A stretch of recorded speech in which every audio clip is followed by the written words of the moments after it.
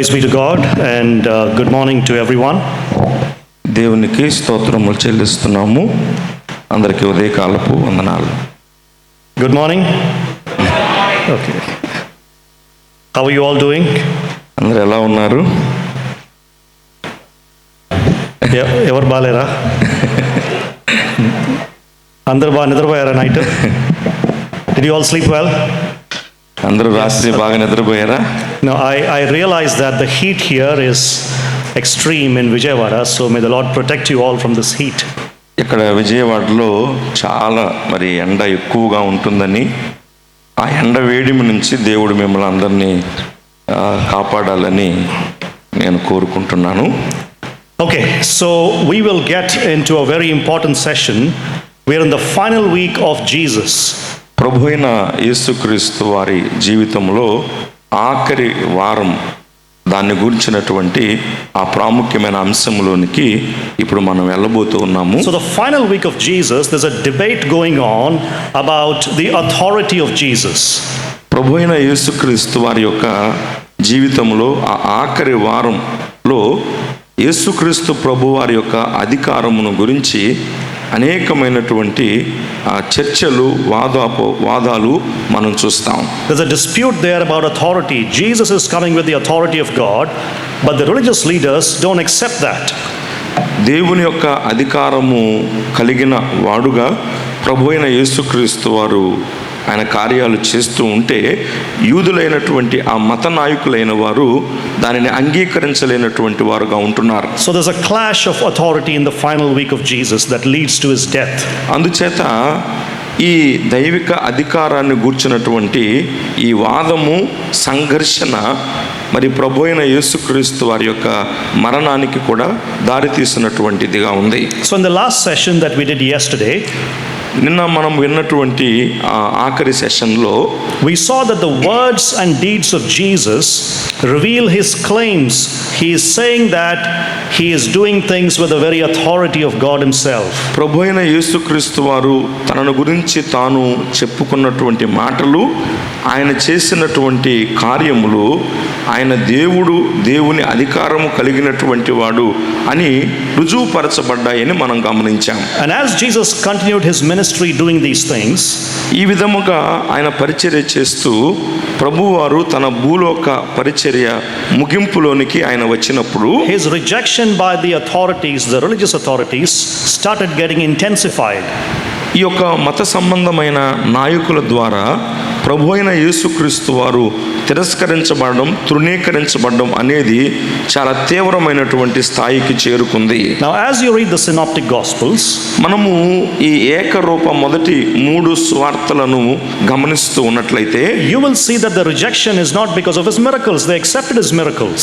ప్రభు అయిన యేసుక్రీస్తు వారు చేసిన అద్భుత కార్యాలను బట్టి వారు, ఆ మత నాయకులు ప్రభువును తిరస్కరించలేదు, వాటిని వారు అంగీకరించారు. But because of the authority that he claims to have in doing these miracles. ఈ అద్భుతాలు చేయుట ద్వారా తనకు కలిగి ఉన్నటువంటి అధికారం ఎట్టిదో ప్రభువు చెప్పాడు చూసారా, దాన్ని వారు తిరస్కరిస్తూ వస్తున్న వారుగా ఉన్నారు. In other words, Jesus was claiming authority equal to the authority of God. మరొక విధంగా చెప్పాలంటే, దేవునికి ఎట్టి అధికారం ఉందో అట్టి సమానమైనటువంటి అధికారము నేను కూడా కలిగి ఉన్నాను అని ప్రభు అయిన యేసుక్రీస్తు వారు తను గూర్చి చెప్తూ వచ్చారు. That Jesus was acting with the very authority of God himself.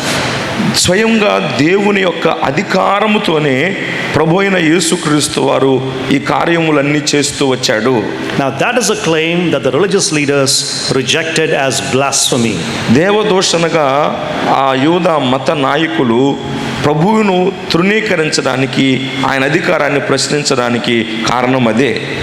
Now turn with me to one important verse. ఒక ప్రాముఖ్యమైన వచనాన్ని గమనించండి. Luke chapter 9 and verse 51. లూకాసు వార్త 9వ అధ్యాయము 51వ వచనాన్ని మనము గమనిద్దాము. Okay, I will wait for about 10 seconds.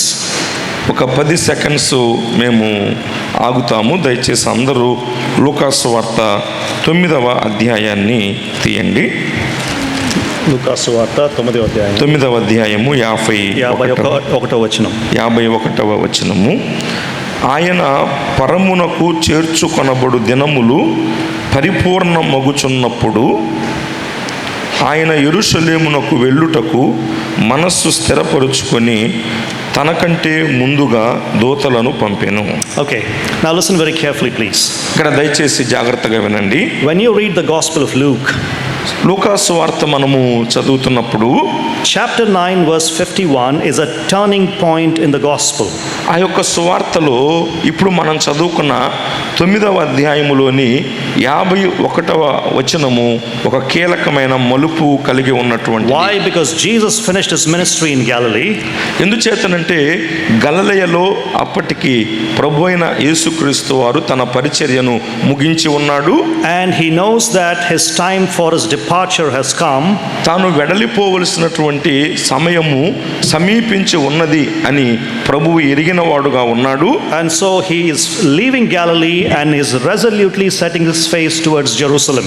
అందుచేతనే ఆయన గలిలయ ప్రాంతాన్ని విడిచిపెట్టి యెరూషలేము వైపునకు ఆయన తన యొక్క ప్రయాణాన్ని ప్రారంభించాడు. Which means from now on Jesus is moving towards the cross.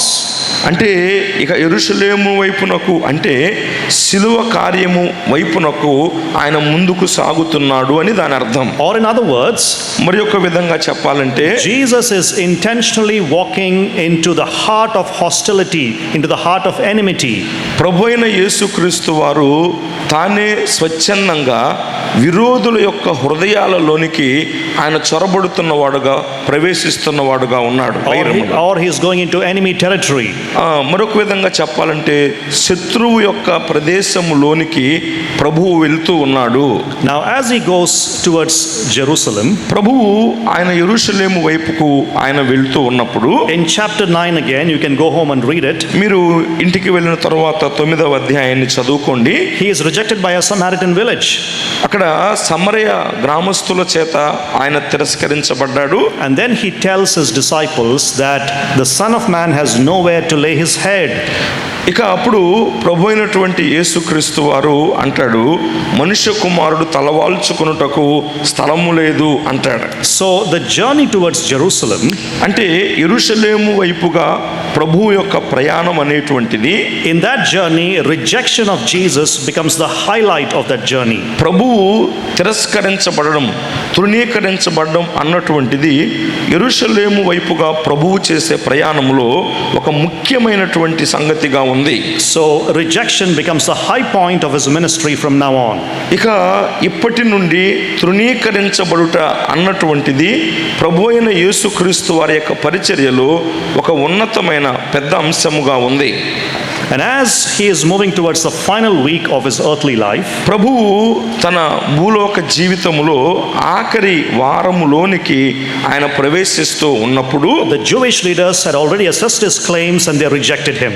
యేసు ప్రభు వారు తనను గురించి చెప్పుకున్నటువంటి మాటలను అప్పటికే ఆ యొక్క మత నాయకులైనటువంటి వారు తిరస్కరించినటువంటి వారుగా ఉన్నారు. So what we're going to see as the events of the last week, ఈ యొక్క ప్రభు ఆఖరి వారము గూర్చినటువంటి ఏ సంఘటనలను ఇక్కడ మనం చూడబోతున్నామంటే, they did not happen in a vacuum.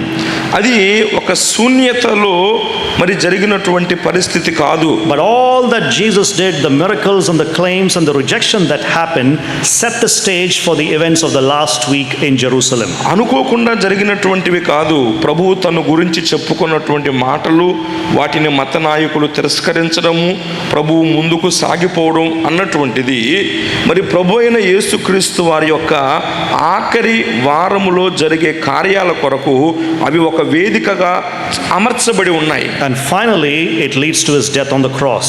తరువాత ఆఖరిగా మరి శిలువ మరణానికి ఆ పరిస్థితులు దారి తీస్తాయి. అర్థమవుతుందా? Yes? Okay. So in this session, కాబట్టి ఈ యొక్క సెషన్లో I want to focus briefly on the events surrounding the last week of the earthly life of Jesus. ప్రభు అయిన యేసుక్రీస్తు వారి యొక్క భూలోక జీవితంలో ఆఖరి వారములో జరిగినటువంటి సంఘటనలను గురించి క్లుప్తంగా ఈ సెషన్లో నేను పంచుకోబోతున్నాను. As the synoptic gospels present them for us. ప్రత్యేకించి ఏకరూప మొదటి 3 సువార్తలలో ఎలా చెప్పబడిందో జరుగుతుందో వాటి ఆధారంగా మనం చూడబోతున్నాం. So all the events in the final week of the earthly life of Jesus surround the authority of Jesus. ప్రభు అయిన యేసుక్రీస్తు వారి యొక్క భూలోక జీవితంలోని ఆఖరి వారములో జరిగినటువంటి సంఘటనలన్నీ కూడా ప్రభు అయిన యేసుక్రీస్తు వారు కలిగి ఉన్నటువంటి అధికారము చుట్టూ మరి కేంద్రీకృతమైనటువంటివిగా ఉన్నాయి. So let me take some time to give an overview of the key elements of the week and then explain how to understand the argument of the Gospels. ఈ సమయంలో ప్రభు అయిన యేసుక్రీస్తు వారి యొక్క ఈ ఆఖరి వారములో జరిగినటువంటి ముఖ్యమైనటువంటి సంఘటనలను మరి కొన్నిటిని మీకు తెలియపరిచి తర్వాత క్లుప్తముగా వాటిని వివరించుకుందాం. This is Jerusalem city. యెరూషలేము పట్టణము అక్కడ మీరు చూస్తున్నారు. This is Herod's temple or the temple in Jerusalem. యెరూషలేములో ఉన్న దేవాలయము లేక హేరోదు దేవాలయము. This is called Kidron Valley. ఇది కిడ్రోన్ వ్యాలీ అంటారు. కిద్రోను లోయ. గెత్సెమనే తోట ఇక్కడ ఉంది. గెత్సెమనే తోట. This is called the Mount of Olives. ఒలీవ కొండ. ఇది బెత్ఫగే అనే ఒక చిన్న ఊరు. బెత్ఫగే అనే ఒక గ్రామము. This is Bethany. Bethany. Bethany is a place where Lazarus, Martha and Mary lived. Martha Maria Lazarus వారి గ్రామము Bethany. So in the final week Jesus traveled several times between Jerusalem and Bethany. In the evenings he was staying with Lazarus, Mary and Martha, and he was traveling back to Jerusalem. ప్రభువైన యేసుక్రీస్తు వారు ఆఖరి వారములో అనేక పర్యాయాలు ఈ యొక్క Bethany నుండి యెరూషలేముకు వెళ్తూ వచ్చాడు. సాయంకాల సమయంలో ఆయన మార్తా మరియా లాజరు వారి గృహములో విశ్రమిస్తూ వచ్చాడు. Okay, so this is the north side of Jerusalem, south, west side. This is most likely where Jesus was crucified. This is where he was buried. ప్రభువైన యేసుక్రీస్తు వారు మరి ఆ యెరూషలేముకు పడమటి వైపు ఉన్నటువంటి భాగములో పట్టణం యొక్క పడమటి వైపు ఆయన సిలువ వేయబడ్డాడు. Okay, so this is the garden of Gethsemane. He was praying here. He was arrested, taken to the high priest, and then he was crucified here. ఆ గెత్సెమనే తోటలోనే ప్రార్థన చేశాడు ప్రభువు. అక్కడే ఆయనను పట్టుకున్నారు, సిలువ వేయడానికి తీసుకొని వెళ్ళారు. Okay, let me discuss for us what all happened in the final week. Just give you a brief overview. క్లుప్తంగా మొత్తంగా ఆ ఆఖరి వారంలో జరిగిన ముఖ్యమైనటువంటి సంభవాలు మీకు జ్ఞాపకం చేస్తాను. On Sunday, which is the Sunday of the final week, అంటే ప్రభువు యొక్క ఆఖరి వారంలో వచ్చినటువంటి ఆదివారము, we have something called the triumphal entry. విజయోత్సవముతో ప్రవేశించుట అని మనం ఆ వారాన్ని పిలుస్తాం. So Jesus rode on a colt, the young one of a donkey, into Jerusalem. యేసు ప్రభు వారు ఆ గాడిద పిల్లను ఎక్కి ఆయన యెరూషలేములోనికి జయోత్సవముతో ప్రవేశిస్తాడు ఆదివారం. And he fulfilled the prophecy of Zechariah 9:9. జకర్యా గ్రంథము 9వ అధ్యాయము 9వ వచనములో చెప్పబడినటువంటి ప్రవచనాన్ని ప్రభువు అక్కడ నెరవేరుస్తాడు. The crowds welcomed him saying, Hosanna. Hosanna అంటూ జనసమూహాలు ప్రభువును స్వాగతిస్తారు. Ascribing a messianic title to him. ఆ మెస్సయ్య యొక్క బిరుదులు యేసు ప్రభు వారికి వారు ఆపాదిస్తూ ఆయనను స్వాగతిస్తారు. So Jesus is coming as the Messiah, the King of Israel, but in peace, riding on a colt into Jerusalem. ఇశ్రాయేలు రాజుగా ఆయన గాడిద పిల్లనికి సమాధాన సూచనగా ఆయన యెరూషలేములోనికి ప్రవేశించాడు. Okay, so this happened on Sunday. ఇది ఆదివారం, మట్టల ఆదివారం అంటారు.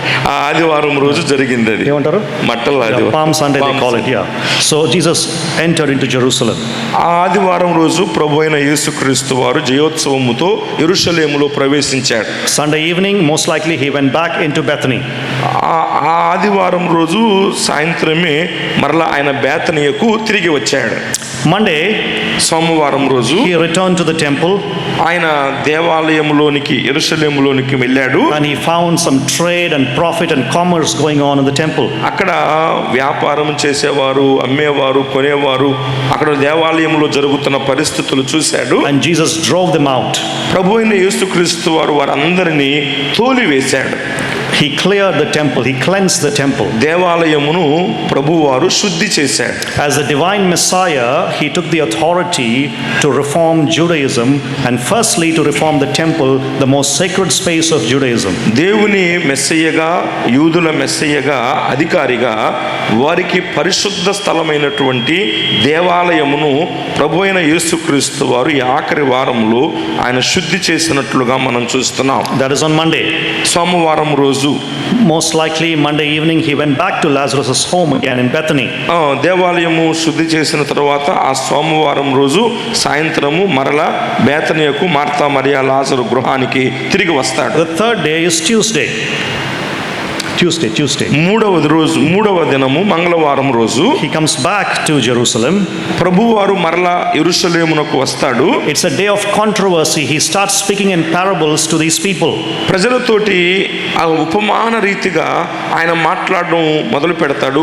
కొంత విభిన్నంగా ఉంటుంది ఆ రోజు. Especially about the authority of Jesus and with what authority he is teaching and doing all these things. ప్రత్యేకించి ఏ అధికారము చేత ఈయన ఇలాగూ బోధిస్తున్నాడు అని ప్రభువైన యేసుక్రీస్తు వారి అధికారమును గూర్చినటువంటి వ్యతిరేకత ఆ రోజు మంగళవారం వస్తుంది. And he starts teaching in parables. ప్రభువు ఉపమాన రీతిగా అక్కడ బోధించడం ఆయన ప్రారంభిస్తాడు. By Tuesday afternoon he goes to the Mount of Olives. You see the Mount of Olives there, right? అక్కడ మీరు ఒలీవ కొండను చూస్తున్నారు.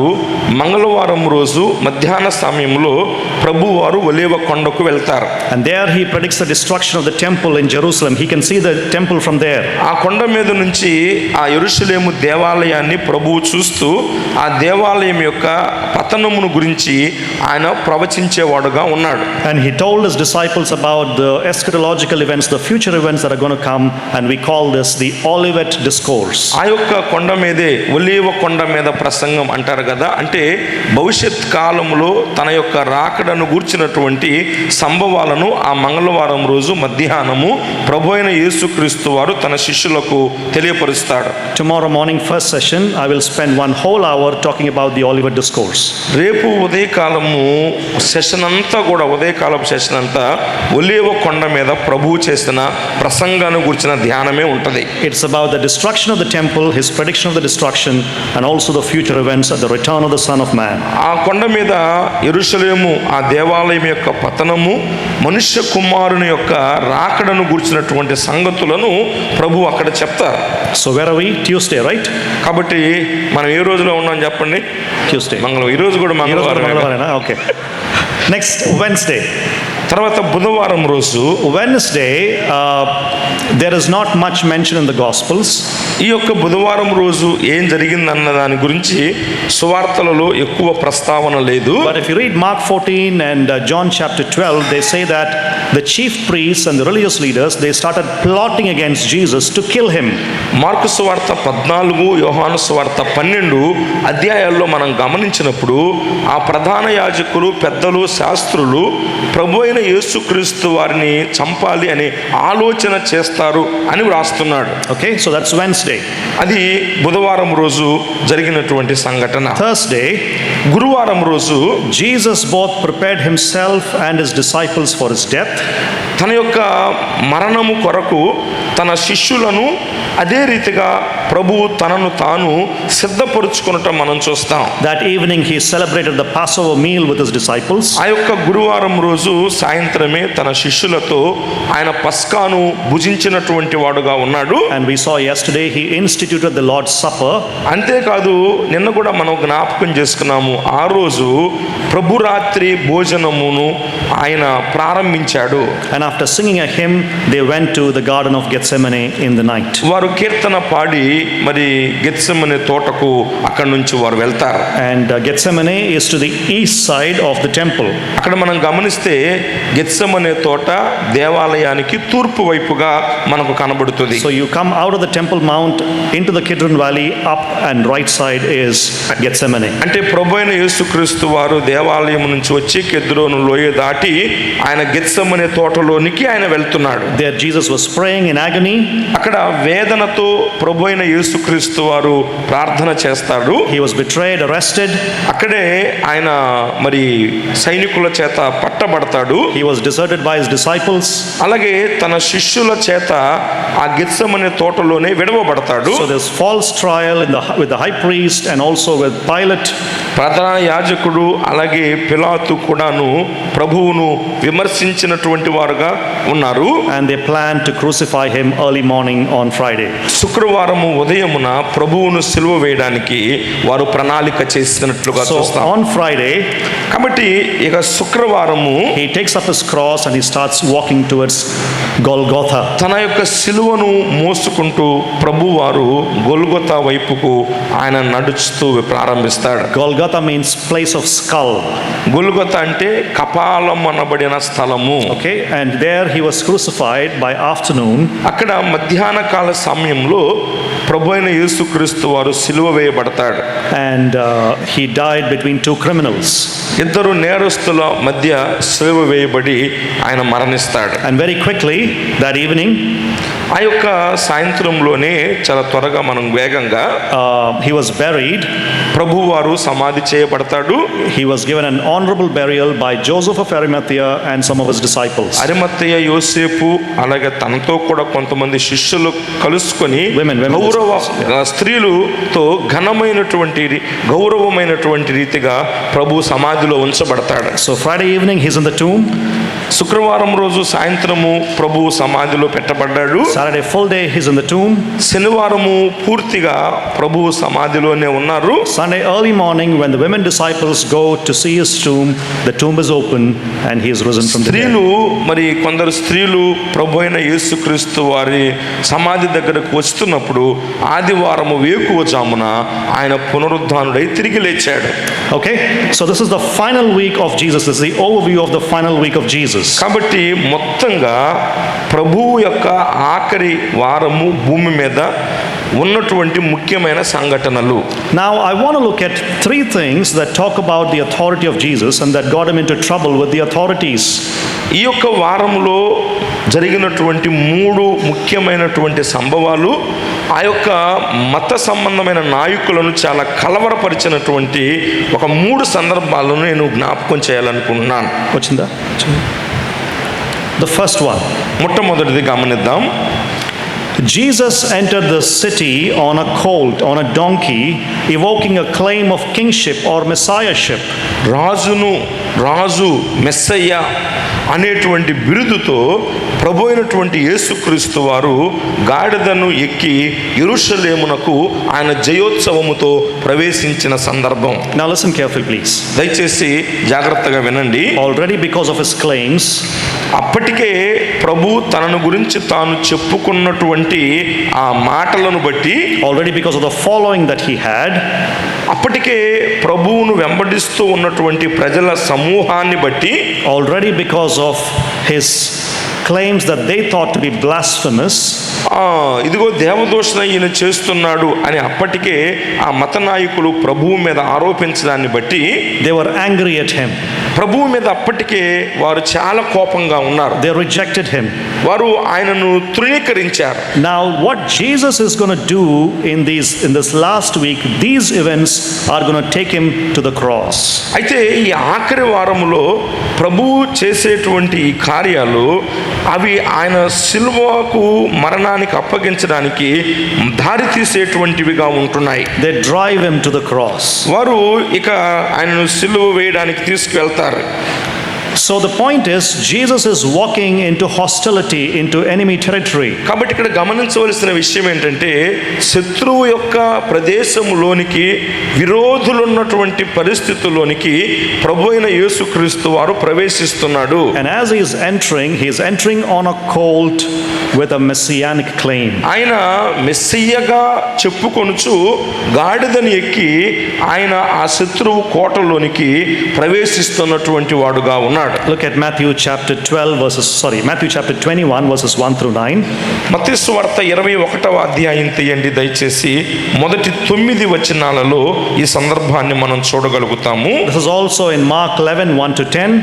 మార్కు సువార్త 11వ అధ్యాయము మొదటి 10 వచనాల్లో అదే సందర్భం చూస్తాము. Also in Luke 19:28 through 40. లూకా సువార్త 19వ అధ్యాయము 28 నుండి 40 వచనాల్లో ఇదే సందర్భము. And John 12:12-16. యోహాను సువార్త 12వ అధ్యాయము 12 నుండి 16 వచనాల్లో ఇదే సందర్భాన్ని చూస్తాం. But we look at Matthew's rendition of it. అయితే 4 సువార్తల్లో ఉన్న మత్తయికి సంబంధించిన లేఖన భాగములో నుండి మనం ధ్యానం చేద్దాం. I'll request brother to read the first 9 verses for us. మొదటి 9 వచనాలు దయచేసి నేను చదువుతున్నాను, గమనించండి. తరువాత యెరూషలేమునకు సమీపించి ఒలీవ చెట్ల కొండ దగ్గర ఉన్న బేత్పగేకు వచ్చినప్పుడు యేసు తన శిష్యులలో 2 చూచి, మీ ఎదుటనున్న గ్రామమునకు వెళ్ళుడి, వెళ్ళగానే కట్టబడి ఉన్న ఒక గాడిదయు దానితో నున్న ఒక గాడిద పిల్లయు మీకు కనబడును, వాటిని విప్పి నా యొద్దకు తోలుకొని రండి. ఎవడైనను మీతో ఏమైనను అనిన ఎడల అవి ప్రభువునకు కావలసి ఉన్నవని చెప్పవలెను. వెంటనే అతడు వాటిని తోలి పెట్టునని చెప్పి వారిని పంపెను. ప్రవక్త వలన చెప్పబడినది నెరవేరునట్లు ఇది జరిగెను. అదేమనగా, ఇదిగో నీ రాజు సాత్వికుడై గాడిదను భారవాహక పశువు పిల్ల అయిన చిన్న గాడిదను ఎక్కి నీ యొద్దకు వచ్చుచున్నాడని సియోను కుమారితో చెప్పుడి అనున్నది. శిష్యులు వెళ్ళి యేసు తమకు ఆజ్ఞాపించిన ప్రకారము చేసి ఆ గాడిదను దాని పిల్లను తోలుకొని వచ్చి వాటి మీద తమ బట్టలు వేయగా ఆయన బట్టల మీద కూర్చుండెను. జనసమూహములలోనూ అనేకులు తమ బట్టలు దారి పొడుగున పరచిరి, కొందరు చెట్ల కొమ్మలు నరికి దారి పొడుగున పరచిరి. జనసమూహములలో ఆయనకు ముందు వెళ్ళుచుండిన వారును వెనుక వచ్చుచుండిన వారును, దావీదు కుమారునికి జయము, ప్రభువు పేరట వచ్చువాడు స్తుతింపబడును గాక, సర్వోన్నతమైన స్థలములలో జయము అని కేకలు వేయుచుండిరి. Now imagine, the religious leaders are already angry. గమనించండి, ఎంత ఆశ్చర్యం అంటే అప్పటికే మత నాయకులు తీవ్రమైన కోపంతో ఉన్నారు. Okay, they wanted to do away with him. ఆయన నెట్టివేసేయాలి అనుకుంటున్నారు. And Jesus is coming and all the people are shouting, Hosanna. అయితే ప్రభు పేరట వచ్చువాడు స్తుతింపబడుగాక, హోసన్నా అనే కేకలతో ఇప్పుడు ప్రభు వారు యెరూషలేములో ప్రవేశిస్తున్నాడు. How will they feel? అది ఎలా ఉంటుంది చెప్పండి వాళ్ళకి? We will look at that. దాన్ని మనం గమనిద్దాము. Look at the Bibles, please. దయచేసి మీ బైబిల్ గ్రంథములో చూడండి. I want to give you a few observations to look at the passage. ఈ యొక్క లేఖన భాగములో కొన్ని తలంపులు నేను మీకు ఇవ్వాలనుకుంటున్నాను. This is a public presentation of Jesus as the Messiah. మెస్సియగా ప్రభువైన యేసుక్రీస్తు వారి యొక్క బహిరంగ ప్రదర్శన బయలుపరుచుకొనుటగా దీన్ని మనం చూడాలి. This is the son of David coming into Jerusalem. దావీదు కుమారుడు యెరూషలేమునకు వస్తున్నాడు. Now there are 4 little parts to this passage. ఈ యొక్క భాగములో ఒక 4 చిన్న అంశాలు ఉన్నాయి. And each part of it is tied to a particular fulfillment of Old Testament scripture. అందులో ఈ 4 భాగములు కూడా పాత నిబంధన లేఖన భాగముల యొక్క నెరవేర్పుతో కూడినటువంటివిగా ఉన్నాయి. So 4 parts, 4 Old Testament scriptures are fulfilled here. ఇక్కడ ఈ ప్రవేశంలో పాత నిబంధనలో చెప్పబడిన 4 భాగాల ప్రవచనాలు నెరవేరడాన్ని మనం చూస్తాం. The first part, మొట్టమొదటి భాగము, Jesus is preparing for the ride to Jerusalem. యేసు ప్రభు వారు ఆయన యెరూషలేమునకు వెళ్ళడానికి ప్రయాణం అవుతున్నాడు, సిద్ధపడుతున్నాడు. And there's a reference made to Zechariah by Matthew. Zechariah వ్రాసినటువంటి దానిని ఇక్కడ మత్తయి వ్రాస్తూ ఉన్నాడు. Zechariah 9:9. జకరియా గ్రంథము 9వ అధ్యాయము 9వ వచనం మనం చూస్తాం. That's number 1. ఇది మొట్టమొదటి పాత నిబంధన నెరవేర్పు. Then second part, రెండవ భాగాన్ని మనం గమనిస్తే, as Jesus rides on a donkey into Jerusalem, యేసు ప్రభు వారు గాడిద మీద ఆయన యెరూషలేమునకు వెళ్ళుతుండగా there's a cries of the people from Psalm 118. 118వ కీర్తనలో చెప్పబడినట్లుగా ఈ జన సమూహాలు కేకలు వేయుట మనం చూస్తాం. That's the second part. కాబట్టి ఇది రెండవ పాత నిబంధన భాగం. Third part, మూడవ భాగాన్ని మనం చూస్తే, Jesus is cleansing the temple. ప్రభు అయిన యేసుక్రీస్తు వారు దేవాలయమును శుద్ధి చేస్తున్నాడు. And Jesus uses Isaiah and Jeremiah. యెషయా గ్రంథం, ఇర్మియా గ్రంథములో వ్రాయబడినటువంటి నెరవేర్పు ఇక్కడ. And then finally, తరువాత ఆఖరిగా there is a report of healings and the children, and Jesus uses Psalm 8. 8వ కీర్తన, మరి ప్రభు అయిన యేసుక్రీస్తు వారు బాలుర యొక్కయు చంటి పిల్లల యొక్కయు స్తోత్రములు అనేటువంటిది 8వ కీర్తనలో చూస్తాం. So in all these events, కాబట్టి ఈ సంఘటనల అన్నింటిలో కూడా there's a fulfillment of scripture. లేఖనముల యొక్క నెరవేర్పును మనం And చూడగలుగుతున్నాం. all these declare that Jesus is the promised Messiah. అంటే ఈ పాత నిబంధన లేఖనముల నెరవేర్పుతో యేసు ప్రభు వారు యెరూషలేములో ప్రవేశించడాన్ని మనం చూస్తున్నప్పుడు ఇవన్నీ ఆయన మెస్సయ్య అని రుజువు చేస్తున్నాయి. Now let's go a little deeper here. కొంచెం లోతుగా వెళ్దాము. Each section of this passage, the 4 sections, each section of the passage, ఈ భాగములో ఈ 9 వచనాల్లో ఉన్నటువంటి 4 భాగాల్లో ప్రతి భాగాన్ని మనం గమనిస్తే it reveals a different aspect of the work of the Messiah. Messiah యొక్క పరిచర్యలో ఉన్న విభిన్నమైనటువంటి అనుభవంతో ఈ 4 వేరువేరు విధాలుగా ప్రారంభమవుతాయి. In the first part, మొదటి భాగాన్ని మనం చూస్తే Jesus is revealed as a sovereign king who has the authority but who comes in peace. అధికారము కలిగిన రాజు తాను ఉన్నప్పటికీ కూడా రాజుగా సమాధానాన్ని కోరుకుంటున్నటువంటి వాడుగా మొదటి భాగంలో ప్రభు కనబడతాడు. అర్థమైందా? Yes? Okay. In the second part, ఆయన రాజే కానీ సమాధానముతో వస్తున్నాడు, అందుకే గాడిద మీద. in the second part, రెండవ భాగాన్ని మనం చూస్తే as he entered Jerusalem, ఆయన యెరూషలేములోనికి ప్రవేశించినప్పుడు he was recognized as the coming Messiah who brings salvation. రక్షణ మరి తీసుకొచ్చే ఆ రాబోచున్న మెస్సయ్య ఈయనే అన్నట్లుగా ప్రదర్శించబడుతున్నాడు. That's the second part. ఇది రెండవ భాగం. In the third part, మూడవ భాగంలో when he cleansed the temple, దేవాలయమును ఆయన శుద్ధి చేసినప్పుడు he demonstrated that he is a divine Messiah, the divine Lord, the messenger of the covenant who would come into the temple. దేవాలయములోనికి వచ్చే నిబంధన దూతగా దైవికమైన అధికారము కలిగినటువంటి వాడుగా ప్రభు మూడవ భాగంలో కనబడుతున్నాడు. And finally, in the last part, ఇక ఆఖరిగా 4వ భాగంలో when he is praised by little children, చిన్న పిల్లల ద్వారా మరి ఆయన స్తుతించబడినప్పుడు he indicated that he is a son of man who fulfills Psalm 8. 8వ కీర్తన నెరవేర్చే ఆ దేవుని కుమారుడుగా ప్రభు అక్కడ Son of man. మనుష్య కుమారుడుగా ఆయన కనబరుచుకుంటున్నాడు. Okay? So, 4 different aspects of the work of the Messiah. అంటే దాదాపు 17 వచనం వరకు కూడా మెస్సయ్య యొక్క 4 విభిన్నమైనటువంటి కార్యాలను మనం చూస్తాం. Once again, in the first part, he is coming as a sovereign king, but he is coming in peace.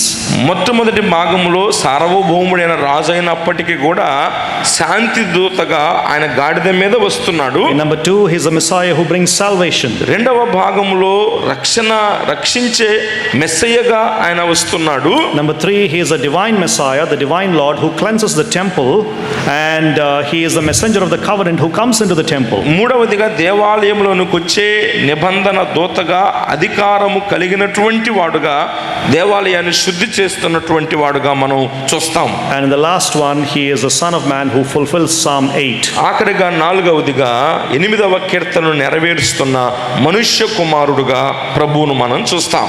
Now, during the last week of the earthly life of Jesus, ప్రభు అయిన యేసుక్రీస్తు వారి యొక్క భూలోక జీవితపు ఆఖరి వారంలో it is likely that he spent the day in Jerusalem, but he spent the nights in Bethany. మనం గమనించినట్లయితే పగటి సమయమేమో ఆయన యెరూషలేములో ఉంటాడు, రాత్రి సమయంలో సాయంకాలంలో ఆయన బేతనియలో మనకు కనబడతాడు. But on Thursday night, అయితే గురువారం రోజు రాత్రి కాలంలో he was in Gethsemane, ఆయన గెత్సెమనే తోటలో ఉంటాడు, which is where he was betrayed and arrested. అప్పుడే ఆయన మరి పట్టుకోబడతాడు, నిర్బంధించబడతాడు. Why? ఎందుచేత? Because the next day, it was the Passover day. ఎందుచేతనంటే మరుసటి రోజు The day was the Passover day. ఎందుకంటే అది పస్కా పండుగ రోజు, మరుసటి రోజు. And the Jewish law required మరి యూదుల యొక్క ధర్మశాస్త్రములో అవసరమైంది ఏంటంటే that the night of the Passover people should spend within the city limits.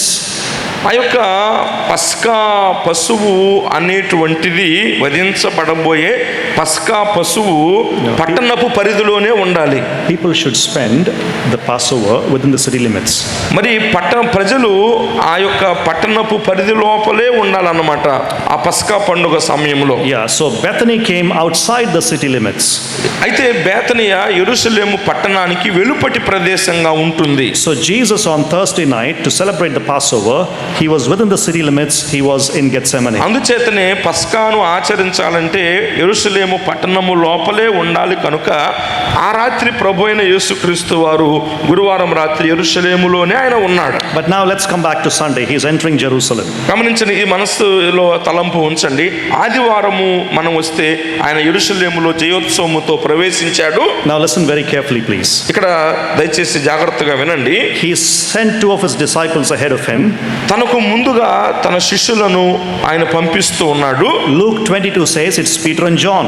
లూకాసు వార్త 22వ అధ్యాయంలో మనం గమనిస్తే ఆ ఇద్దరు పేతురు మరియు యోహానులుగా మనం చూస్తాం. So Jesus sent his disciples ahead to Bethphage to get the animals to ride into the city. తాను పట్టణములోనికి వెళ్ళడానికి అవసరమైనటువంటి గాడిద దాని పిల్లను తీసుకురావడానికి తన ఇద్దరు శిష్యులను తనకు ముందుగా యేసుప్రభువు వారు బెత్ఫగే గ్రామానికి పంపిస్తాడు. So the disciples were instructed. వారికి అవసరమైనటువంటి సూచనలన్నీ శిష్యులకు ఇవ్వబడ్డాయి. You'll go find the donkey. మీరు వెళ్ళండి, ఆ గాడిదను కనుగొనండి. There's the young one of a donkey also. దాని గాడిద పిల్ల కూడా ఉంటుంది, దాన్ని కూడా మీరు కనుగొనండి. You just loose them and bring them. దానికి ఉన్నటువంటి తాళ్ళు విప్పి మీరు తోలుకొని రండి. If anybody asks you what are you doing, మీరు ఎవరైనా మిమ్మల్ని అడిగితే మీరు ఏం చెప్పాలంటే the Lord requires them. ఇది ప్రభువునకు కావలసి ఉన్నది అని చెప్పండి. And the moment you say that, they'll send them away right away. మీరు ఆ మాట చెప్పగానే వారు దాన్ని తోలి పంపుతారు మీకు. Now listen carefully, please. ఇక్కడ దయచేసి గమనించండి జాగ్రత్తగా. This little preparation ఈ స్వల్పమైన ఈ సిద్ధపాటు అన్నది was designed to show the authority of Jesus. ప్రభువైన యేసుక్రీస్తు వారి యొక్క అధికారాన్ని తెలియపరచడానికి చెప్పబడింది. He knew that there would be animals. గమనించండి, అక్కడ ఆ గాడిద దాని పిల్ల ఉన్నది అని ప్రభువు ఎరిగినవాడుగా ఉన్నాడు. And he knew that if they said the Lord needs it, they would send them away. అలాగే ఇది ప్రభువునకు కావలసి ఉన్నది అని శిష్యులు చెప్తే దాని యజమానులు వాటిని తోలి పంపుతారు అని ప్రభువు ఎరిగి ఉన్నాడు. In other words, Jesus was in complete control of the events. మరొక విధంగా చెప్పాలంటే జరగబోయే ప్రతి సంఘటన విషయములో ప్రభువైన యేసుక్రీస్తు వారు సంపూర్ణమైనటువంటి అధికారము అవగాహన కలిగి ఉన్నాడు. It's not the religious authorities who are in control of the events. Jesus was in control of the events. ఇక్కడ నుంచి జరగబోయేటువంటి సంఘటనలన్నిటిని కూడా నియంత్రిస్తుంది ఎవరి మత సంబంధమైన నాయకుల చేతిలో లేవు, కానీ నియంత్రిస్తున్నటువంటి వాడు ప్రభువే. So Jesus here refers to himself as Lord. The Lord needs them. ఇక్కడ యేసయ్య ప్రభువు నాకు కావలసి ఉన్నది అని తనను ప్రభువుగా ఆయన చెప్పుకుంటున్నాడు. And he is clearly claiming authority over somebody else's property. That animals belong to me as well. The Lord needs them. అందుచేతనే వేరెవరియో ఆ యొక్క గాడిద పిల్ల అయితే వారు కలిగి ఉన్నటువంటి వాటి మీద కూడా నాకే అధికారం ఉన్నది అని ప్రభువుగా ఆయన చెప్పుకుంటున్నాడు. Now Matthew records that this is a fulfillment of the words of prophet Zechariah spoken some 500 years earlier. 500 సంవత్సరాలకు పూర్వము జకరియా ప్రవచించిన ప్రవచనముల యొక్క నెరవేర్పు ఇది అని మత్తయి తన ఈ సువార్తలో వ్రాస్తూ ఉన్నాడు. It goes to Zechariah 9:9. Zechariah గ్రంథము 9వ అధ్యాయము 9వ వచనములో అక్కడ ఉంటుంది ఆ మాటలు. Let me briefly explain the prophecy here. Listen carefully, please. ఆ యొక్క ప్రవచనాన్ని కొంచెం క్లుప్తంగా నేను వివరిస్తాను, జాగ్రత్తగా ఆలకించండి. The core of the prophecy, ఈ యొక్క ముఖ్యమైనటువంటి కేంద్రము ఈ ప్రవచనములో ఏంటంటే is that the king would enter the holy city with humility and peace. రాజు సాత్వికుడుగా సమాధానముతో దీనుడుగా ఆయన పట్టణములో ప్రవేశిస్తున్నాడు. Riding on a donkey, on the young one of a donkey. గాడిద పిల్లను ఎక్కి ఆయన ఆ పట్టణములో ప్రవేశిస్తున్నాడు. That is the core of the prophecy. ఆ ప్రవచనములో ముఖ్యమైనటువంటిది, హృదయము లాంటిది ఇదే. In the ancient times, ప్రాచీన రోజులలో పరిస్థితుల్లో kings, when they went to war, they rode on horses. రాజులు యుద్ధానికి వెళ్ళేటప్పుడు వారు గుర్రముల మీద ఎక్కి ప్రయాణం చేసేవారు. But generally, when they wanted to come in peace, they rode on donkeys. అయితే శాంతి కోరుకునేటప్పుడు, సంధి చేసుకునేటప్పుడు వారు గాడిద మీద ఎక్కి వారు ప్రయాణం చేసేటువంటి వారు. And the Jews there certainly knew that this was a fulfillment of Zechariah 9:9. అక్కడ ఉన్నటువంటి యూదులైనటువంటి వారికి ఇది జకరియా గ్రంథం 9వ అధ్యాయము 9వ వచనము యొక్క ప్రవచనపు నెరవేర్పు అని తెలుసు. It's a prophecy of the coming king. రాబోతున్నటువంటి రాజును గూర్చినటువంటి ప్రవచనము జకరియా 9:9 అని వారికి తెలుసు. It's a prophecy of the coming Messiah. రాబోతున్నటువంటి మెస్సయ్యను గూర్చినటువంటి ప్రవచనం ఇదని వారికి తెలుసు. So Jesus was proclaiming his messiahship. ఇక్కడ ప్రభువైన యేసుక్రీస్తు వారు తానే మెస్సయ్య అన్నటువంటి దానిని ఇక్కడ ప్రకటిస్తూ ఉన్నాడు. And he is coming in peace to offer salvation to the people there. అక్కడ ఉన్నటువంటి ప్రజలకు రక్షణను ప్రకటిస్తూ ఆయన సమాధానముతో ఆ పట్టణంలో ప్రవేశిస్తున్నాడు. So Jesus rode into the city on a colt. కాబట్టి ప్రభువు వారు గాడిద మీద ఆ యెరూషలేము పట్టణంలోనికి ప్రవేశిస్తున్నాడు, గాడిద పిల్ల మీద. So he rode on a colt into the city. ఆ పట్టణములోనికి గాడిద పిల్ల మీద ఎక్కి ప్రవేశిస్తున్నాడు. There was a large crowd that went into the city with Jesus. యేసు ప్రభు వారితో కూడా బహు జన సమూహములు పట్టణములోనికి ప్రవేశించారు. And some of them spread their cloaks to acknowledge the kingship of Jesus. యేసు ప్రభు వారి యొక్క రాజరికానికి గుర్తింపుగా కొంతమంది తమ బట్టలు దారి పొడవునా పరిచారు. And others cut branches and lay them in the way. అలాగే మరి కొంతమంది చెట్టు కొమ్మలను మరి వారు తీసుకొచ్చారు. This was an act of honor to the coming king. రాబోయే రాజుకు ఇచ్చేటువంటి గౌరవ సూచన అన్నమాట ఇదంతా కూడా. So the gospels also tell us కాబట్టి ఈ సువార్తలు కూడా మనకు ఏం చెప్తున్నాయంటే that lots of people came in to this. బహుజన సమూహాలు వచ్చారు ఈ సంఘటనలో. Messianic expectation was high at that time. అంటే మెస్సియా యొక్క రాకడ, ఆయన వస్తాడు అన్నటువంటి ఆ అంచనాలు చాలా ఎక్కువగా ఆ దినాల్లో అప్పుడే కలిగి ఉన్నారు. And Jesus' claims and miracles were already popular at that time among people, so people started thronging in. అంతేకాదు ప్రభువైన యేసుక్రీస్తు వారు చేస్తున్నటువంటి అద్భుతాలు, ఆశ్చర్యకార్యాలు అన్నీ ఎరిగి ఉన్నటువంటి ప్రజలు విస్తారంగా ఈ సంఘటనలో కూడి వచ్చారు. And they started crying out. వారు కేకలు వేయడం మొదలు పెట్టారు. Two things. రెండు సంగతులు. Hosanna to the son of David. దావీదు కుమారునికి జయము. Blessed is he who comes in the name of the Lord. Hosanna in the highest. ప్రభువు పేరట వచ్చువాడు స్తుతింపబడుగాక, సర్వోన్నతమైన స్థలములలో జయము. The word Hosanna means ఇక్కడ మనము హోసన్నా జయము అనేటువంటి పదాన్ని మనం చూస్తే save us, మమ్మలను రక్షించు. it is a cry for help, please come and deliver us. Hosanna అంటే అది ఒక ఆక్రందన, ఒక పిలుపయ్యా మమ్మల్ని రక్షించు, నువ్వు వచ్చి మమ్మల్ని విడిపించు అనేటువంటిది. And they are addressing it to the king, the son of David. దావీదు కుమారుడు మరి రాజు అయినటువంటి ఆ రాజుగా ప్రభువుని ఎంచి ఆ కేకలు వారు వేస్తున్నారు. So they are saying, son of David, Jesus, come and deliver us. దావీదు కుమారుడైన యేసు నువ్వు వచ్చి మమ్మల్ని విడిపించు అంటున్నారు. Hosanna. In the minds of the faithful Jews, నమ్మకమైన భక్తి కలిగినటువంటి యూదుల యొక్క హృదయాలలో, వారి తలంపుల్లో there was no doubt that Jesus is the Messiah, he is the son of David, who is heir to the throne of David. దావీదు కుమారుడు, దావీదు సింహాసనమునకు ఆయన వారసుడు, ఆయనే మెస్సయ్య అనేటువంటి విషయంలో భక్తి గల యూదులకు సందేహం లేదు. And that's why they were praising God for sending them the Messiah, the Savior of Israel. అందుచేతనే లోక రక్షకుడుగా మెస్సయ్యను పంపినందుకు వారు స్తుతిస్తూ ఉన్నారు దేవుణ్ణి. What is the reaction to all this? దీనంతటికి కూడా కలిగినటువంటి ప్రతిస్పందన ఎలా ఉంది? Turn to Luke chapter 19, please, very carefully. జాగ్రత్తగా గమనించాలి. లూకాసు వార్త 19వ అధ్యాయాన్ని దయచేసి మీరు త్రిప్పండి. Let's read verses 39 and 40. 39 అలాగే 40 వచనాలు చదువుకుందాము.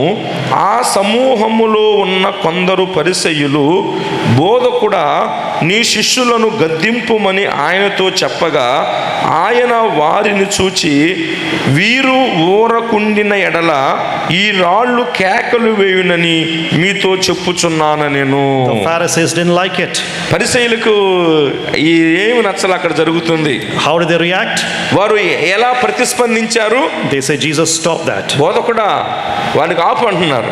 But Jesus refuses to stop it. అయితే వారిని ఆపడానికి ప్రభు తిరస్కరించాడు, ఆపనన్నాడు. Okay, so the anger is already brewing for the religious leaders. అంటే ఇక మత సంబంధమైనటువంటి ఈ నాయకులలో క్రోధము, కోపం అన్నటువంటిది ఇంకా పెళ్ళుబిగిపోతా ఉంది. Next, look at what Jesus does. యేసుప్రభు వారి తర్వాత ఏం చేశాడో గమనించండి. Luke 19 verses 41 through 44.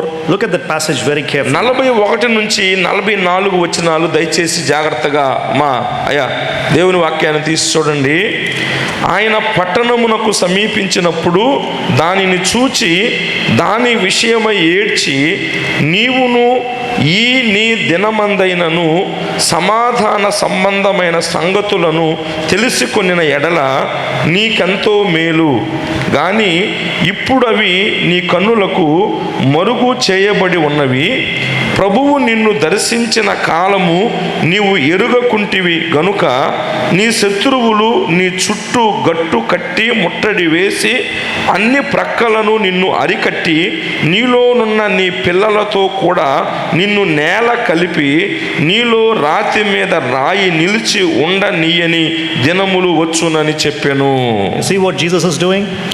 యేసుప్రభు ఏం చెప్తున్నాడు He గమనించారా? saw the reaction of the religious leaders. ఆ మత నాయకుల ప్రతిస్పందన ప్రభువు గమనించాడు. There's anger, there's animosity towards him. వారి కోపము, ఆయన మీద వారికి ఉన్నటువంటి ఆ క్రోధము ప్రభువు గమనించాడు. So he looks at the city and he weeps over Jerusalem. గమనించండి, ఆయన యెరూషలేము వైపు చూసి దాని విషయమై ఆయన ఏడుస్తున్నాడు. Why is he crying? ఎందుకు ఆయన ఏడుస్తున్నాడు? Because the city failed to recognize the time of God's visitation. ఎందుచేతనంటే దేవుడు తమను దర్శించిన కాలమును ఆ పట్టణములో ఉన్నవారు ఎరగకున్నారు. How did God visit the city? దేవుడు ఎలాగూ ఆ పట్టణమును దర్శిస్తున్నాడు? In the person of his son. కుమారుని రూపములో, In the person of the Messiah. Messiah రూపములో. But the city failed to recognize God's visitation. అయితే దేవుడు తమను ఈ యేసు అనబడిన మెస్సయ్యలో దేవుని కుమారుని ద్వారా దర్శిస్తున్న ఆ కాలాన్ని వారు ఎరగకున్నారు. So the leadership and also the people, they missed the salvation at that moment that this Messiah was bringing. గమనించండి, ఈ మెస్సయ్య ఆ సమయంలో వారికి తీసుకొస్తున్నటువంటి రక్షణను యెరూషలేము పట్టణములో ఉన్న అనేక మంది ప్రజలు, మత సంబంధమైన నాయకులు కూడా ఆ రక్షణ ప్రభువు దర్శించిన అవకాశాన్ని వారు పోగొట్టుకున్నారు. In other words, మరొక విధంగా చెప్పాలంటే within the culture of that day, ఆ రోజుల్లో ఉన్నటువంటి ఆ సంస్కృతి, ఆ పరిస్థితుల్లో Jesus riding on a donkey up to the Temple Mount, ప్రభు అయిన యేసుక్రీస్తు వారు మరి దేవాలయ ఆ కొండ మీద వరకు కూడా ఆయన ఆ గాడిద పిల్ల మీద ఆయన ప్రయాణం చేశాడు.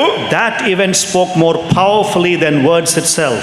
మాటల కన్నా కూడా ప్రభువు అక్కడి వరకు ఆ గాడిద పిల్ల మీద వెళ్ళే సంఘటనలో అది ఎక్కువగా మాట్లాడుతుంది ప్రభువు మాటల కన్నా. It showed the religious authorities that the Messiah is coming. You're not the authority, I am the authority. Messiah వస్తున్నాడు, మీది కాదు అధికారము, నేను అధికారము కలిగి ఉన్నటువంటి వాడను అని ఆయన ఆ గాడిద మీద వెళ్ళడం దేవాలయం వరకు దాని అర్థం. అర్థమైందా? Okay, that's the first event. కాబట్టి ఇది మొట్టమొదటి సంఘటన మనం చూస్తున్నాం. ఇది జరిగిన తర్వాత వాళ్ళు ఎలా ఉన్నారు? సంతోషంగా ఉన్నారా? ఈ సంఘటన జరిగిన తర్వాత వాళ్ళు సంతోషంగా ఉన్నారా? Second one. సరే, రెండవ సంఘటన మనం చూద్దాం. Jesus cleanses the temple. ప్రభువైన యేసు వారు దేవాలయమును శుద్ధి చేయుట. Look at Matthew chapter 21. మత్తయి సువార్తలోని 21వ అధ్యాయం చూడండి. Just two verses, verses 12 and 13. 12, 13 కేవలము 2 వచనాలు. యేసు దేవాలయములో ప్రవేశించి క్రయ విక్రయములు చేయు వారిని అందరినీ వెళ్ళగొట్టి రోకలు మార్చు వారి బల్లలను, గువ్వలమ్ము వారి పీఠములను పడద్రోసి, నా మందిరము ప్రార్థనా మందిరం అనబడును అని వ్రాయబడి ఉన్నది, అయితే మీరు దానిని దొంగల గుహగా చేసేటి వారని. Okay, so Jesus has already made the religious leaders angry. అప్పటికే ప్రభు తన కార్యముల వలన మత సంబంధమైన నాయకులకు కోపాన్ని ఎక్కువ చేశాడు. Now where is he going? ఇప్పుడు ఆయన ఎక్కడికి వెళ్తున్నాడు? Straight into the temple. నేరుగా ఆయన దేవాలయంలోనికి వెళ్తున్నాడు. The most sacred spot for the religious Jews. ఆ మత సంబంధమైన యూదులకు అత్యంత నిష్ఠ కలిగిన పరిశుద్ధమైనటువంటి ఆ దేవాలయంలోనికి ప్రభు వెళ్తున్నాడు. It is a seat of political and religious leadership in Jerusalem. యెరూషలేములో అది మత సంబంధమైన రాజకీయ సంబంధమైన కార్యాలకు ఆ దేవాలయం ఒక వేదికగా ఉంది.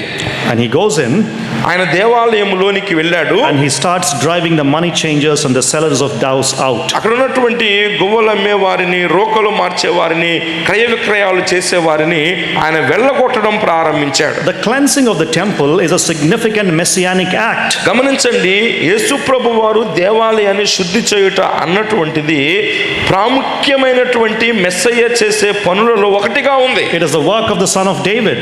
దావీదు కుమారుని యొక్క కార్యం అది. Listen carefully, please. ఇక్కడ జాగ్రత్తగా వినండి. Jesus entered the temple area. యేసు ప్రభు వారు ఆ దేవాలయ ప్రదేశంలోనికి ఆయన ప్రవేశించాడు. The preparation for the service in the temple, especially the Passover preparations, are going on. అక్కడ ప్రత్యేకించి ఆ సమయంలో పస్కా పండుగ ఆచరించడం కొరకైన ఏర్పాట్లు దేవాలయంలో జరుగుతున్నాయి. This is Nisan the 10th, the month of Nisan. నీసాను మాసము, అది 10వ మాసం. The 10th day. నీసాను మాసము 10వ నెల, 10వ రోజు. This is the time when all the Passover sacrifices must be presented in the temple.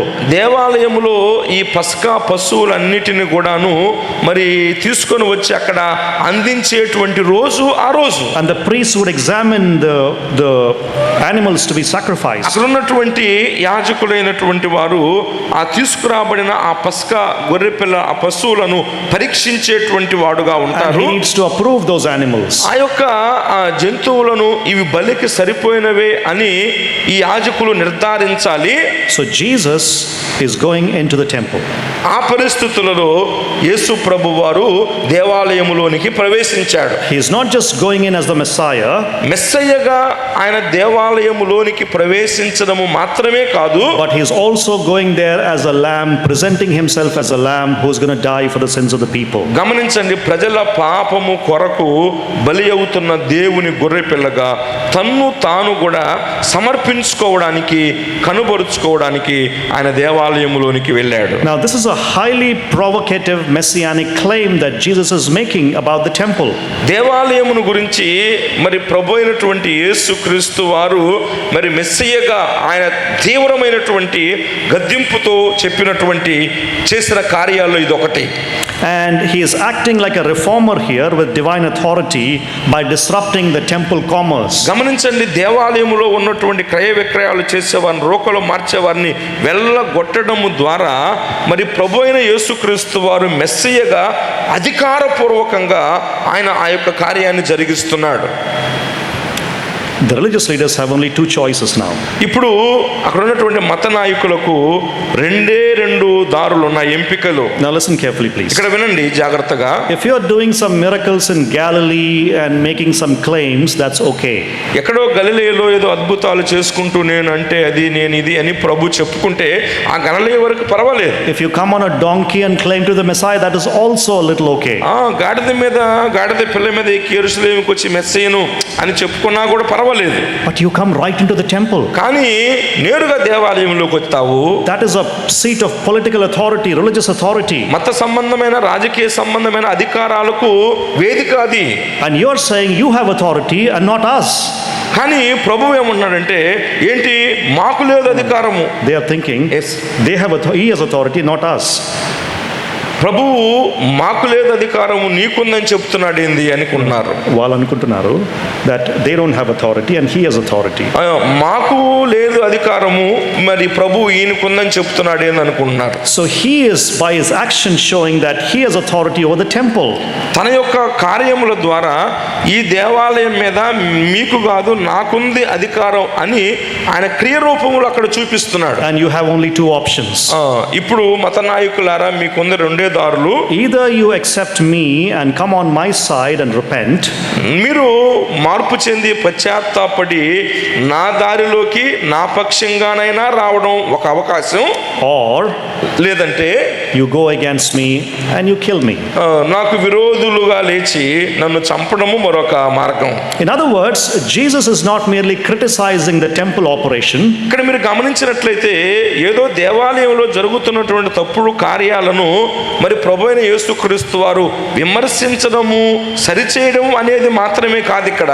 But rather he is showing that he has authority to reform Judaism itself. యూదా మతమును సంస్కరించేటువంటి బాధ్యత అధికారం కూడా నేనే కలిగి ఉన్నాను అని అక్కడ ప్రభు రుజువు చేస్తున్నాడు. He is challenging the work going on in the most sacred spot of Judaism. యూదా మతములో ఉన్నటువంటి అత్యంత పరిశుద్ధమైన స్థలములో జరుగుతూ ఉన్నటువంటి కార్యాలను ప్రభువైన యేసుక్రీస్తు వారు ప్రశ్నిస్తున్నాడు. Now can the religious leaders ignore him? ఈ యొక్క మత సంబంధమైనటువంటి నాయకులు మరి యేసు ప్రభు వారిని గురించి ఎరిగి ఉన్నారా? Can they ignore him? మరి ఆయనను వారు విడిచిపెట్టారా? Ignore. మర్చిపోయారు, విడిచారా? వాళ్ళు పట్టించుకోలేదా? ఆయన ఇప్పుడు పట్టించుకోకుండా ఉండొచ్చా వాళ్ళు? ఇప్పుడు వాళ్ళు ఆయన పట్టించుకోకుండా ఉంటారా? No, because he has attacked the very central spot of Judaism. ఇక ఆయన్ను చూసి చూడనట్టుగా ఉండరు. దేవాలయం అనే వారి పరిశుద్ధ స్థలం యొక్క కేంద్ర స్థానంలోనే ఆయన వచ్చి కార్యాలు చేస్తున్నాడు కనుక వదిలిపెట్టరు. Notice now first he has come on a donkey. గమనించండి, మొదట ఆయన గాడిద మీద ఎక్కి వచ్చాడు, claiming to be the Messiah. మెస్సీయగా చెప్పుకున్నాడు. Now he has come into the temple saying that I have authority over the Jewish faith itself. ఇప్పుడు ఆయన దేవాలయంలోనికి వచ్చి ఈ యూదా వ్యవస్థ మీద నాకు అధికారం ఉన్నది అని ఆయన చెప్తున్నాడు. What is the reaction to all these things? ఈ కార్యాలన్నిటికీ కూడా మరి ప్రతిస్పందన ఎలా ఉంది? Look at Matthew chapter 21. మత్తయి సువార్త 21వ అధ్యాయంలోనే గమనించండి, 23 through 27. 23వ వచనం నుండి 27వ వచనం వరకు మనం గమనిస్తే, Look at the reaction of the Jewish leadership. యూదా నాయకులైనటువంటి వారి యొక్క ప్రతిస్పందన ఎలా ఉంది? ఆయన దేవాలయములోనికి వచ్చి బోధించుచుండగా ప్రధాన యాజకులను ప్రజల పెద్దలను ఆయన యొద్దకు వచ్చి, ఏ అధికారం వలన నీవు ఈ కార్యములు చేయుచున్నావు? ఈ అధికారం ఎవడు నీకిచ్చెనని అడుగగా, యేసు, నేనును మిమ్మును ఒక మాట అడుగుదును, అది మీరు నాతో చెప్పిన ఎడల నేనును ఏ అధికారం వలన ఈ కార్యములు చేయుచున్నానో అది మీతో చెప్పుదును. యోహాను ఇచ్చిన బాప్తిస్మము ఎక్కడ నుండి కలిగినది? పరలోకము నుండి కలిగినదా, మనుషుల నుండి కలిగినదా అని వారిని అడిగాను. వారు, మనము పరలోకము నుండి అని చెప్పితేమా? ఆయన, అలాగైతే మీరెందుకు అతని నమ్మలేదని మనల్ని అడుగును. మనుషుల వలనని చెప్పితేమా? జనులకు భయపడుచున్నాము. అందరూ యోహానును ప్రవక్తని ఎంచుచున్నారని తమలో తాము ఆలోచించుకొని మాకు తెలియదని యేసునకు ఉత్తరమిచ్చిరి. అందుకు ఆయన, ఏ అధికారం వలన ఈ కార్యములు నేను చేయుచున్నానో అదియు మీతో చెప్పను. Now listen carefully please. Just 10 more minutes and we'll close. ఒక 10 నిమిషాలు జాగ్రత్తగా వినండి. Look at the argument here by Matthew. ఇక్కడ మత్తయి చెప్తున్నటువంటి ఈ యొక్క వాదమును గమనించండి. Jesus claimed authority as the Messiah. మెస్సయ్యగా యేసు ప్రభు వారు తనను గురించి చెప్పుకుంటున్నాడు. And he comes into Jerusalem riding on a donkey. He says he's the one who brings salvation. రక్షణ తీసుకొచ్చే వాడను నేనే మీ రక్షకుణ్ణని గాడిద మీద ఎక్కి పట్టణంలో ప్రవేశించి చెప్తున్నాడు. Next he has authority over the temple. అలాగే దేవాలయం మీద కూడా నాకు అధికారం ఉంది అని ప్రభు చెప్తున్నాడు. So what is the reaction by the Jewish authorities now? కాబట్టి ఈ కార్యాలన్నీ ప్రభు చేస్తున్నప్పుడు ఆ యూదా మత నాయకుల యొక్క ప్రతిస్పందన ఎలా ఉన్నది? Who gave you the authority to do all these things? Look at the plural. అక్కడ మనము గమనించినట్లయితే ఈ కార్యములు ఏ అధికారం వల్ల నీవు చేయుచున్నావు? కార్యములు అని వారు బహువచనములు అడుగుతున్నారు. It's not one thing. ఒకటి కాదు, ఇక్కడ many things that he did. అనేకమైన కార్యాలు ఆయన చేశాడు. But that temple incident was a final trigger for them to ask this question. అయితే దేవాలయములోనికి ప్రవేశించడం అన్నటువంటి ప్రభువు చేసిన ఈ కార్యము ఇక ఈ ప్రశ్న అడగడానికి వారు తెగించేంత కోపం వారికి వచ్చేసింది. By what authority are you doing all these things? ఏ అధికారం వలన నీవు ఈ కార్యములు చేయుచున్నావు? Who gave you this authority? అధికారం ఎవరిచ్చారు నీకు? Now Jesus has a question for them back. ఇప్పుడు తిరిగి యేసు ప్రభువారు వారికి ఒక ప్రశ్న వేస్తున్నాడు. By whose authority is John the Baptist baptizing? బాప్తిస్మమిచ్చు యోహాను మరి ఏ అధికారము వలన మరి ఆయన బాప్తిస్మం ఇచ్చాడు? There is something that we need to understand within the culture here. ఇక్కడ ఆనాటి పరిస్థితులు సంస్కృతిని గురించి మనం అర్థం చేసుకోవాల్సింది ఒకటి ఉంది. The people, religious leaders believed మత సంబంధమైనటువంటి ఆ నాయకులైనటువంటి వారు that God is working through them in the nation. దేవుడు తమ ద్వారా ఆ ప్రజల మధ్య పనిచేస్తున్నాడు అని వారు చెప్పుకుంటారు. They are the religious authorities. మత సంబంధమైనటువంటి అధికారము మేమే కలిగి ఉన్నాం, మా ద్వారానే దేవుడు మీకు పని చేస్తాడు. So God is working through them. దేవుడు వారి ద్వారా పని చేస్తున్నాడు. So Jesus is asking, can God work through somebody outside the religious authorities? ఇప్పుడు యేసు ప్రభు వారు వారిని ఆ ప్రశ్నలు ఏమడుగుతున్నాడు? మా ద్వారానే దేవుడు కార్యాలు జరిగిస్తాడని మీరు చెప్పుకుంటున్నారు, మరి దేవుడు మీ యొక్క అధికారమునకు వెలుపల వేరొకరి ద్వారా దేవుడు తన కార్యాలు జరిగిస్తాడా? Yes or no? And they said yes, John the Baptist. They recognized that. వారికి అర్థమైపోయింది బాప్తిస్మం ఇచ్చు యోహాను అని వారు గుర్తించారు. Because John came with the authority of God. ఎందుచేతనంటే ఆ బాప్తిస్మం ఇచ్చు యోహాను దేవుని యొక్క అధికారము కలిగిన వాడుగా దేవుని అధికారంతోనే పంపబడ్డాడు. So if God can use somebody with his authority outside of the religious setting, అంటే మీ యొక్క ఏర్పాటు చేసుకున్న వ్యవస్థకు వెలుపల వేరొకరి ద్వారా దేవుడు తన కార్యాలను జరిగించేటువంటి వాడుగా ఉంటున్నాడు. my authority also comes from God himself. మరి నా అధికారం కూడా ఆ దేవుని నుంచే కలిగింది. My authority also comes from God himself. నా యొక్క అధికారము కూడా నేరుగా దేవుని నుండే కలిగింది. And to drive home that point, ఇక్కడ ఆ యొక్క అంశమును ఆయన మరి తీసుకువెళ్ళడానికి Jesus speaks a parable about the wicked tenants. అక్కడ మనం గమనించినట్లయితే ప్రభు అయినటువంటి యేసుక్రీస్తు వారు Verse 33. అక్కడ 33వ వచనములో మనము గమనించినట్లయితే కొంతమంది కాపులను గూర్చినటువంటి ఉపమానాన్ని ప్రభువు చెప్తున్నాడు. Wicked tenants. అక్కడ చెడ్డవారైనటువంటి కాపులు. So it pictures the Jewish leadership there at that time. అక్కడ ఆ ప్రభువు చెప్పినటువంటి ఉపమానము అక్కడ ఉన్నటువంటి యోధ మత నాయకుల వారిని జూర్చే వారికి సూచనగానే ఆ ఉపమానం ప్రభువు చెప్తున్నాడు. They were unfaithful in their response over a long period of the history of Israel. ఇశ్రాయేలు చరిత్రలో దీర్ఘకాలము దేవుడు వారిని నాయకులుగా ఉంచితే వారు తమకివ్వబడిన అధికారం విషయంలో అపనమ్మకస్తులైనటువంటి దాసులుగా వారు ఉన్నారు. They rejected the prophets. ప్రవక్తలను వారు తృణీకరించారు. And now they're about to reject the beloved son. ప్రియ కుమారుని కూడా ఇక ఇప్పుడు తృణీకరించడానికి సిద్ధంగా ఉన్నారు. Notice the words beloved son. This is Jesus' unique relationship to God. గమనించండి, ప్రియ కుమారుడు ఈ పదము తండ్రి అయిన దేవునితో ప్రభు అయిన యేసుక్రీస్తు వారు కలిగి ఉన్న అద్వితీయమైనటువంటి ఏకైక బంధాన్ని మనకు చూపిస్తుంది. Nobody can have this relationship. ఇక ఈ విధమైనటువంటి సంబంధము తండ్రితో వేరెవ్వరూ కలిగి లేరు. First the prophets were sent. మొట్టమొదటిగా మరి ప్రవక్తలైనటువంటి వారు పంపబడ్డారు. They were killed. అయితే వారు చంపబడ్డారు. Now this unique son is coming with the very authority of God. ఇప్పుడు ఈ స్వయంగా ఈ ప్రియ కుమారుడే దేవుని యొక్క అధికారముతో ఇప్పుడు ఆయన పంపబడ్డాడు. They're going to kill the son as well. అయితే వారు ఆ కుమారుని కూడా చంపబోతున్నారు. What will God do now? ఇప్పుడు దేవుడు ఏం చేస్తాడు? If you kill his son, తన కుమారుని చంపితే ఆయన ఏం చేయాలి? God will come in judgment. తీర్పును పంపించాలి. And he will take the vineyard and give it to others, is what ఆ యొక్క the ద్రాక్ష parable తోటను says. తీసి వేరొకరికి ఆయన దానిని అప్పగిస్తాడు. The point is this. ఇక్కడ ఉన్నటువంటి అంశం ఏంటంటే Part of the Messiah's ministry is to die. That's what Jesus is saying. ఇక్కడ మెస్సయ్య పరిచర్యలో ఒక భాగం ఏంటంటే మరణించుట అనేటువంటిది కూడా. So for all these events that Jesus did in the last week of his life, గమనించండి, తన జీవితంలో మరి ఆఖరి వారములో ప్రభు అయిన యేసుక్రీస్తు వారు చేసిన ఈ కార్యాలన్నీ కూడా the leadership wanted to kill Jesus. వాటన్నిటిని చూశారు. ఇక మత నాయకులు ప్రభు అయిన యేసుక్రీస్తు వారిని చంపడానికి నిర్ణయించుకున్నారు.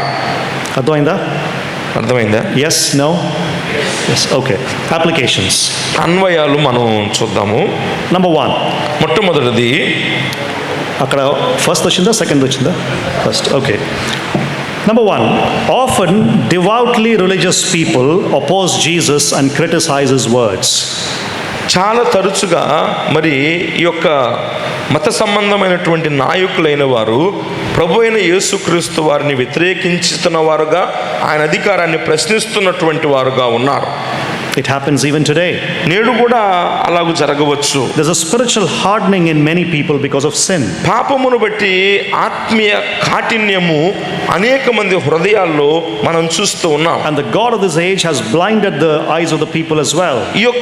ఈ యుగ సంబంధమైనటువంటి దేవత వారి యొక్క కన్నులకు గుడ్డితనము కూడా కలుగు చేసి ఉన్నాడు. And so they cannot clearly see Jesus for who he is. అందుచేతనే యేసు ఎవరై ఉన్నాడో దాన్ని వారు స్పష్టంగా చూడలేనటువంటి వారుగా ఉన్నారు. Which is why this is the theme of this conference, brothers and sisters. సహోదరి సహోదరులారా, ఈ యొక్క సదస్సు యొక్క ముఖ్యమైన ఉద్దేశం కూడా అదే, ఆయన ఎవరు. That through these gospels we understand Jesus according to the gospel. ఈ యొక్క స్వార్థలలో మరి యేసుక్రీస్తు ప్రభువు ఎవరు, ఆయన ఏమై ఉన్నాడని స్పష్టపరచాలనేదే. He is Savior and King who will reign over the whole world forever. ఆయన రక్షకుడు, సర్వలోకాన్ని యుగయుగాలు పరిపాలించే రాజుగా ఆయన ఉన్నాడు.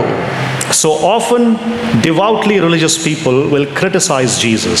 కాబట్టి తరచుగా భక్తుగల వారమని చెప్పుకుంటున్నటువంటి ఆ మత సంబంధమైనటువంటి నాయకులు ప్రభు అయిన యేసుక్రీస్తు వారిని వ్యతిరేకించారు. But for us who are believers, అయితే విశ్వాసులమైనటువంటి మన కొరకు it is our responsibility to study more and more about Jesus from the gospels and love him more and more, and స్వార్థలలో obey him more నుంచి and more. మన ప్రభు అయిన యేసుక్రీస్తుని గురించి ధ్యానిస్తూ మరి ఎక్కువగా ఆయన గురించిన సంగతులను తెలుసుకుంటూ అధికంగా మనము ఆయనను ప్రేమించేవారుగా మనం ఉండాలి. There is no peace with God, no hope for the world apart from Jesus. యేసుక్రీస్తు ప్రభు లేకుండా దేవునితో సమాధాన స్థితి లేదు, అలాగే నిరీక్షణ అన్నటువంటిది ఎంత మాత్రం లేదు. Lastly, ఆఖరిగా God rejects the outward show of faith if it does not produce works of righteousness. నీతి క్రియలు కలిగి నీతి క్రియలు లేని బాహ్యమైనటువంటి భక్తి ప్రదర్శనను దేవుడు తృణీకరిస్తాడు. Listen carefully, please. జాగ్రత్తగా వినండి. That's what the religious leaders had in Jerusalem. యెరూషలేములో ఉన్నటువంటి ఆ యూదా మత సంబంధమైన నాయకులు కూడా కలిగి ఉన్నటువంటిది అదే. You may be going to church ఒకవేళ నువ్వు మందిరానికి వెళ్తున్నావేమో, Sunday after Sunday, ఆదివారం తర్వాత ఆదివారం, ప్రతి ఆదివారం వెళ్తున్నావేమో, attending Bible studies, లేదంటే వాక్య కూడికలు కూడా వెళ్తున్నావేమో, attending all conferences, అన్ని సదస్సులకు హాజరవుతున్నావేమో. but do you have inward transformation in your life? అయితే అంతరంగ రూపాంతర అనుభవం నీ జీవితంలో ఉన్నదా? When you say you have faith, నేను విశ్వాసం గలవాడను, నాకు విశ్వాసం ఉందని నువ్వు చెప్పుకుంటున్నప్పుడు remember this please. దయచేసి ఒకటి గుర్తుపెట్టుకోండి. Genuine faith requires an active internal transformation. నిజమైనటువంటి విశ్వాసము, యథార్థమైన విశ్వాసము మరి అనూహ్యమైన స్పష్టమైన అంతరంగ మార్పు ద్వారా అది కనబడాలి. When you have genuine faith, నీకు నిజమైనటువంటి విశ్వాసం నువ్వు కలిగి ఉంటే you will submit to the authority of Jesus యేసు ప్రభు వారి యొక్క అధికారానికి నువ్వు లోబడతావు. and bring forth fruits of repentance, a changed life. మారు మనస్సుకు తగినటువంటి ఫలములు నీ మార్పు చెందిన జీవితం ద్వారా నువ్వు ఫలిస్తావు. Brothers and sisters, I want to remind all of us సహోదరి సహోదరులారా, నేను మీ అందరికీ జ్ఞాపకం చేస్తున్నాను, that Jesus is coming again యేసు మరలా రాబోతున్నాడు as a King of Kings. రాజులకు రాజుగా. He is a King of all nations. సమస్త దేశములకు రాజుగా రాబోతున్నాడు. In fact, he is the King of the entire universe. ఆయన విశ్వమంతటికి కూడా రాజే ఉన్నాడు. But until he comes again, there is time for forgiveness and peace with God. కానీ గమనించండి, ఆయన వచ్చే ఆ రెండవ రాకడ వచ్చే సమయం వరకు రక్షణ పొందడానికి, దేవునితో సమాధాన పడడానికి ఆ అవకాశాన్ని మనం కలిగి ఉన్నాం. ఇప్పుడు He is ready to receive everybody who would come to him in repentance. పశ్చాత్తాపముతో మార్పు చెంది తన యొద్దకు వచ్చే ఎవరినైనా సరే అంగీకరించడానికి ఆయన సిద్ధంగా ఉన్నాడు. Don't be like the religious leaders of his day. ఆ కాలంలో ఉన్నటువంటి మత సంబంధమైనటువంటి నాయకుల వలె వలె పైకి ఉండవద్దు. Come to him, ఆయన ఎద్దుకు రండి, know him, ఆయనను ఎరగండి, receive him, ఆయన అంగీకరించండి, and give your life in allegiance to him. మీ జీవితాల మీద ఆయనకు అప్పగించుకోండి, ఆయన అధికారానికి లోబడండి. There is salvation in no one else, ఇక దేని ద్వారా రక్షణ లేదు. for there is no other name given to us under heaven by which we must be saved except the name of Jesus. యేసు ప్రభు యొక్క నామమున తప్ప మరి ఏ నామమున రక్షణ లేదు.